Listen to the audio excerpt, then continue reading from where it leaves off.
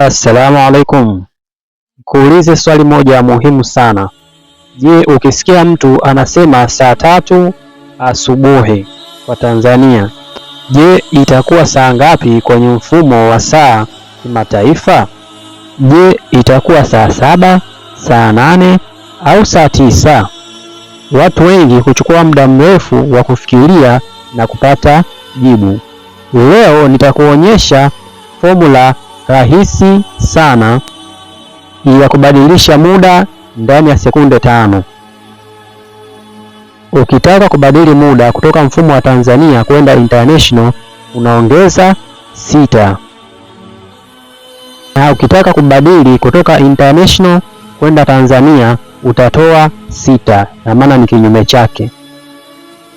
Kwa mfano, ukitaka kubadili Tanzania kwenda international saa 2 asubuhi, 2 ukijumlisha 6 ni sawa na 8. Maana yake kwenye mfumo wa international itakuwa ni 8 am, na Kiarabu itakuwa as-saatu ath-thamina sabahan, as-saatu ath-thamina sabahan. Mfano mwingine, ikiwa ni Tanzania saa 5 asubuhi, 5 ongeza 6 utapata 11. Maana yake ni kwamba kwenye mfumo wa international itakuwa ni 11 am, na kwa Kiarabu itakuwa as-saatu al-hadiyata ashara sabahan. Na tulisema pia kutoka international kwenda mfumo wa Tanzania maana yake tunatoa kwa 6.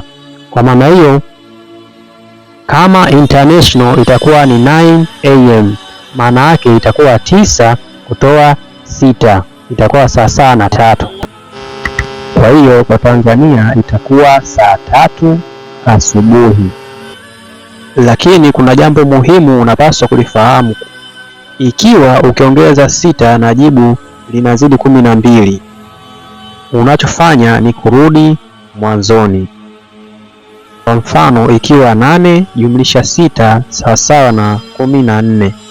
Kwa hiyo tunachukua 14 tunatoa kwa 12, ambayo inabaki 2, ambayo kwenye mfumo wa international itasoma 2 pm.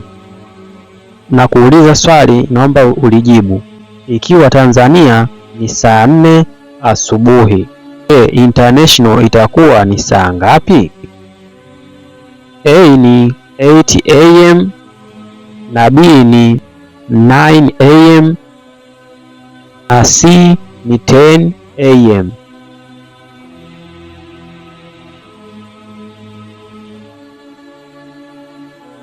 Jibu sahihi ni 10 am,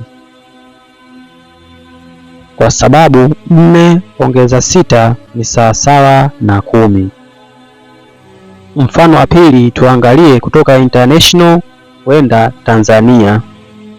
Ikiwa international ni 7 am, je, Tanzania itakuwa ni saa ngapi? A saa 1 na B ni saa 2, C saa 3. Chagua jibu lililokuwa sahihi. Jibu sahihi ni saa 1, sababu 7 toa 6 ni 1. Kwa leo tuishie hapa. Kwenye episodi inayofuata nitakuonyesha makosa 5 ambayo wanafunzi wengi huyafanya wanaposema saa kwa Kiarabu.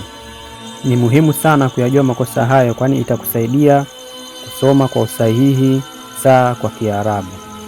Tukutane tena katika episodi ijayo. Maa salama.